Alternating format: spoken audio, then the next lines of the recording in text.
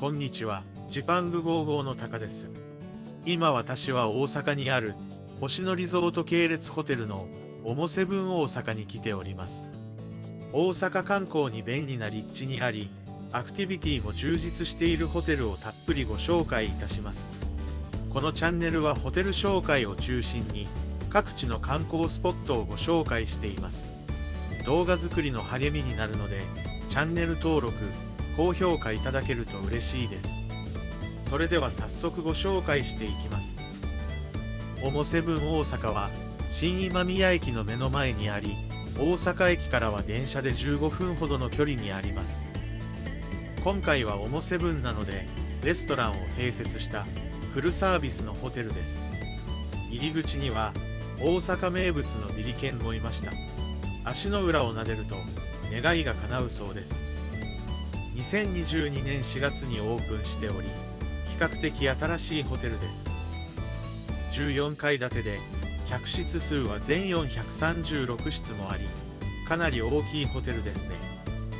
ロビー前には無料ロッカーもあり、荷物を預けておくことができます。数も多いので、預けられないことはなさそうですね。ロビーは光が差し、広々していました。2階にはフロントをはじめ、カフェやレストラン、中庭などがあります。チェックインカウンターは無人で、事前にメールで送られた QR コードを使ってチェックインします。カウンターの隣には、混雑時にもゆっくり待てそうなソファー席がありました。近くには充電スポットもあります。パジャマも貸し出しを行っていました。サイズも小さいものから大きいものまで用意されています。アメニティも必要なものを自由に持っていくスタイルでした。コットン、カミソリ、歯ブラシなど基本的なものは用意があります。ライブラリーでは大阪旅行に便利な本などが用意されていました。万博期間中は万博関連の展示も行っていました。席数も多く、コンセントもあるのでゆっくりできそうです。隣にはギフトショップがあり、グッズが販売していました。壁に埋め込まれており、場所を取らないのでスタイリッシュに見えますね。ここではアクティビティが多く用意されています。無料のものも多いので、後ほど参加したいと思います。夜は19時30分から中庭で、たこ焼きやビールを無料でいただけます。提灯貸し出しなども行っているようです。時期によっては、スマートボールやうちわ作りなどの催し物も開催しています。オモ名物の巨大なご近所マップもありました。ホテル周辺のおすすめスポットをご紹介しています。QR コードを読み込めば、Google マップで場所も表示されます。食べ歩きする際は便利ですね。ロビー近くにはカフェもあり、軽食を販売しています。空間をうまく使った座席もあり、スタイリッシュですね。ペットと一緒に過ごせる座席もありました。朝食以外の時には、ラーメンやおかき、パンなどが販売していました。ビールやジュース、ティラミスなどのデザートも販売しています。小腹が空いた時に便利ですね。お水は自由に飲めるようになっていました。お部屋の給水はここでも行えるようです。缶のラベルに好きな写真を貼れるサービスも行っているようですね。カフェの他にもレストランが併設されています。ラーメンやハンバーグなどがありますね。ただ値段は少し高めでした。夜はお酒なども提供しているみたいですね。オモセブン大阪には有料ですが大浴場もあります。中庭のそばにあり、大阪のお風呂や文化を参考に、光と影を表した特徴的な外観になっています。利用の前に、自動券売機でチケットを購入します。決済はカードのみのようですね。大浴場を利用する方は、300円のアイスキャンデーがついてくるそうです。浴室の天井には開放的な天窓があり、外の空気や匂いを感じることができます。外から差し込む光を優しく反射し、白い異空間のような光景になるそうです。気になる方は利用してみてください。すぐ外の中庭には座席が多くあり、ゆっくり過ごせるようになっていました。広々しており、子供やペットと走り回って遊べそうですね。夜はこの中庭でピカピカナイトが行われます。広々しているので、自分たちの思い思いの場所で過ごせそうですね。それではお部屋をご紹介したいと思います。エレベーターホールにも猫のかわいいオブジェが飾ってありました。2階にロビーがあり、3階から14階に客室があります。今回はキングルームのお部屋です。できたばかりのホテルなので部屋も綺麗ですね。壁には大阪の地図の絵が描かれていました。ベッドはキングでかなり大きかったですね。部屋もゆとりがあって過ごしやすそうです。ソファーも広々していました。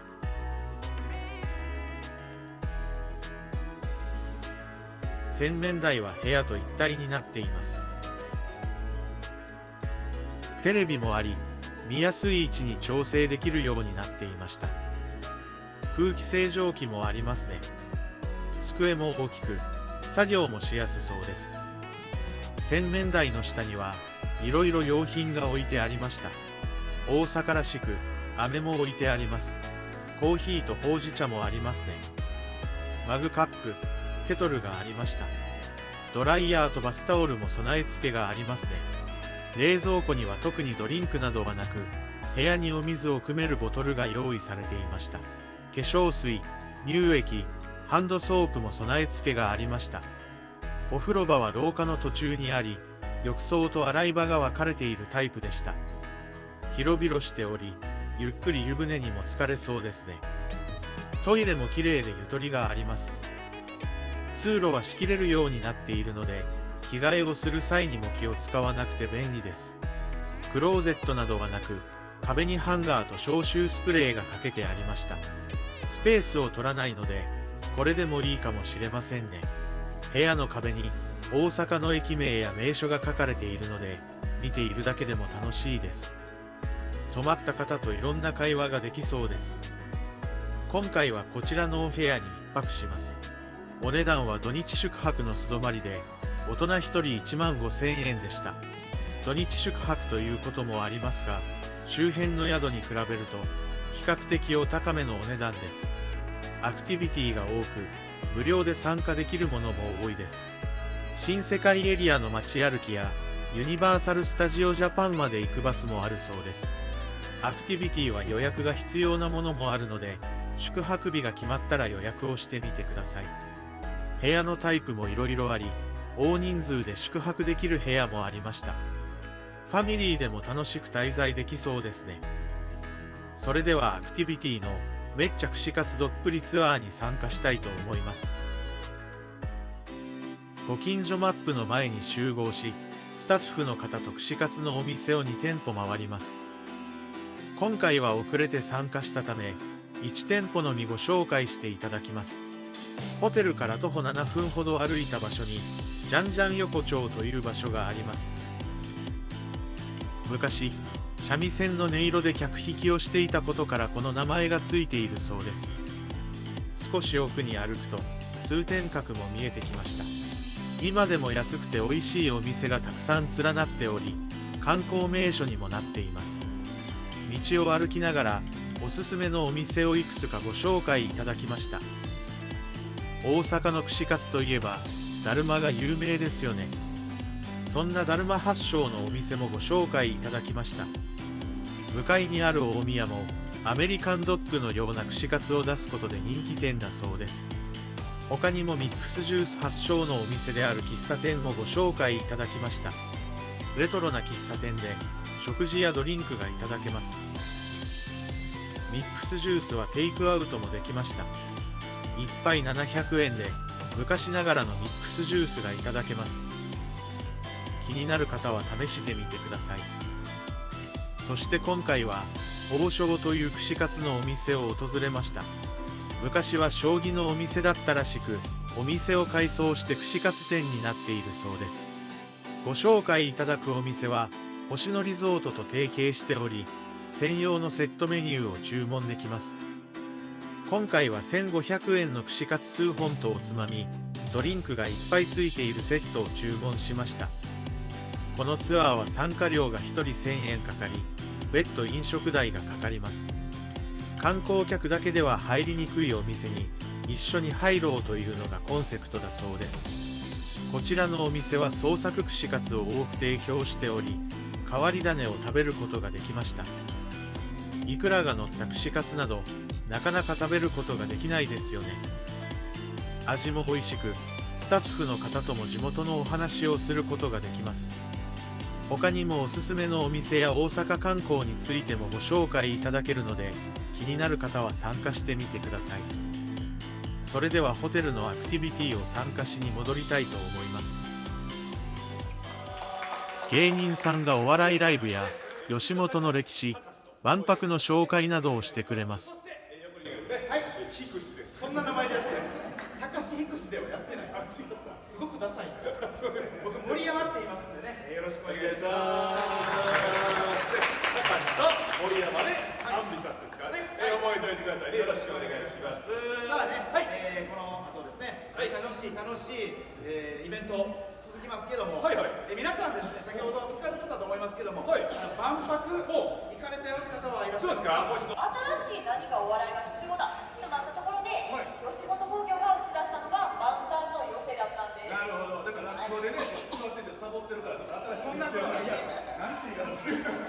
吉本がね、漫才作った。そうなんですよ。私が作りました。吉本吉兵衛さんという方が妻のせいさんという方と大阪の天満に寄せを作ったのがその始まりだと言われております。そしてその寄せの会と誰に関係が今では天満花月と名前を変えているんですが、吉本のね、寄せとしたら何々花月ですよね。そうです。なんちゃら影してるの聞いたことあると思います。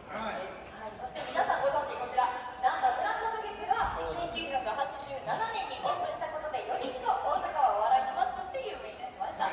皆さんですね、なんばグランド花月行ったことあるぞ。確かに、なんばグランド花月で見に来たこと別の公演では、だんじり祭りで使用するみこしの彫刻家のお話を聞けました。宿泊するタイミングで内容は異なるみたいですね。だんじりっていうのはですね、この写真でいう真ん中にあります茶色い大きい物体なんですけど、このことをだんじりと言いまして、日本全国では山車って書いてだしっていうのが普通なんですけど、なぜか関西圏ではだしとは一切言わずに、このことをだんじりって言っております。じゃあ続きまして、何のためにされてるお祭りなんでしょうか？だんじり祭りってね、9月と10月にね、大きく行われるんですけども、9月に行われるだんじり祭りが、皆さんと一度は聞いたことあると思うんですけど、岸和田だんじり祭りっていう有名なお祭りがあるんですけど、岸和田だけがね、ちょっと変わった始まり方をしたという説がありまして、あそこね、城下町で、昔ちゃんと殿様がいてたんですよね。そのお殿様に、庶民が年に1回だけ会いに行ける日があって、その時に殿様に喜んでもらうために庶民が考え出した催し物がこのだんじり祭りの始まりだって言われてる説があるんですよね。なるほど。続いて、だいぶでかいように分かる通り、だいぶでかいように見えますけど、高さで言うとどれくらいになるんでしょうか？高さがね、最近どんどん大型化してまして、3.8 メーターから3.9メーターぐらい、4メーター弱あるんですよ。本当にこの天井ぐらいなんですよね。そうですね。だいぶでかいですよね。じゃあ、重さ、木でできてはるって大体言われましたけど、どれくらいあるんでしょうか？本体だけで、このだんじりだけでもうすでにもう4トン300から4トン800ぐらいあるんですよ。お祭り最中でしたら、だんじりって大きいんで、大体人間が30人ぐらい乗ってるんですよ。で、大きな太鼓も積んでるんで、もう祭りのこの最中でしたら、7トン近くになってるんですよ。じゃあ続きまして、制作期間ですね、だいぶでかいんですけど、どれくらいあるんですか？最低5年かかるんですよ。5年。これだけ、本体なんですけど、これだけで1億円です。1億円です。でもこれだけなんですよね。これだけでお祭りできないんで、装飾品といって、太鼓であったり、旗とか飾りいっぱい買わなあかんので、大体1億4000万円は。しかも、買って終わりじゃないですね。祭りをこれからしていかないと。こういう消耗品があって、毎年祭りするのに1000万円ですよ。めっちゃ金かかりますよ、祭りって。ランニングコスト1億になって、毎年1000万。簡単に言ってください。でもなんか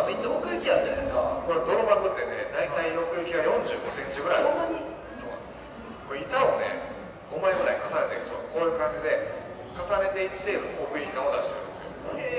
この技術もね、ナンジーチョップの特徴の一個なんですよ。重ねれば重ねるほど深くなっていくから。最後には彫刻の実演を見ることができました。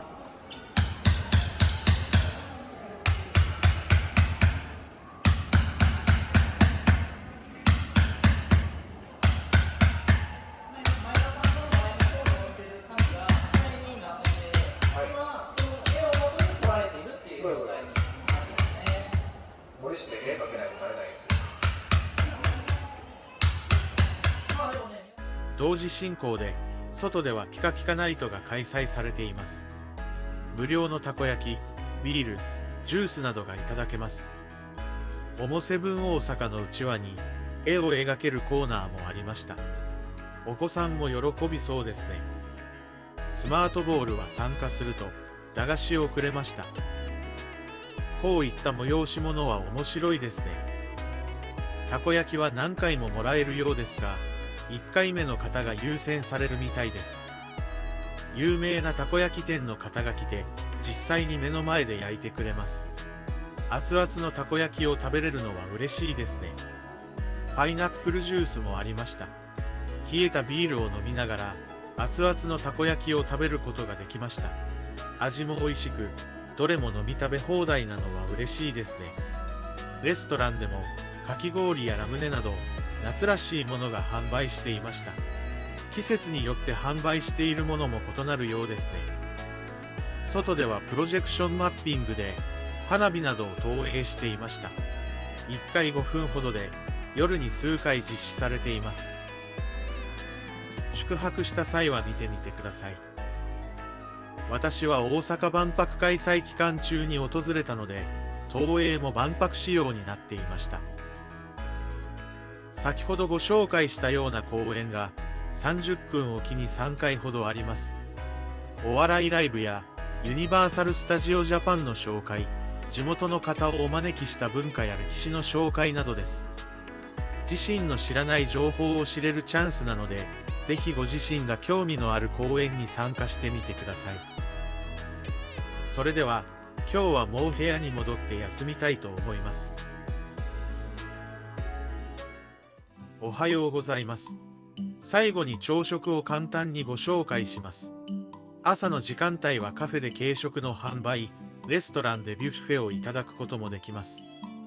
レストランでは大阪名物や出汁を使った料理をいただけます。ビュッフェ形式なので、いろんな料理をたくさん食べれるのが嬉しいですね。カフェでは1800円でプレート料理も提供していました。プレートの他にはドリンクやスープなどもついていました。